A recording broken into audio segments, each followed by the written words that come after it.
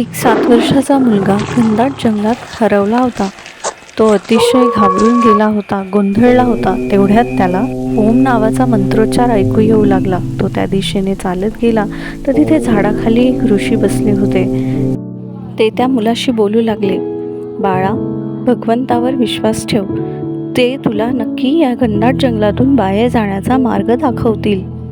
तेवढ्यात त्याला जंगलातील रस्त्यावर एक प्रकाश जाणवू लागला आणि तो त्या प्रकाशाच्या दिशेने सरळ सरळ आनंदाने, निष्ठेने, भगवंतावरील विश्वासाने चालू लागला.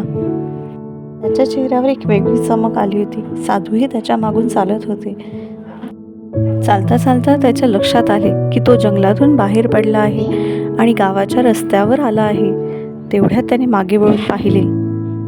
साधू तेथे नव्हते आणि मग त्याच्या लक्षात आले की साक्षात भगवंत त्याचा मार्गदर्शक म्हणून आला होता.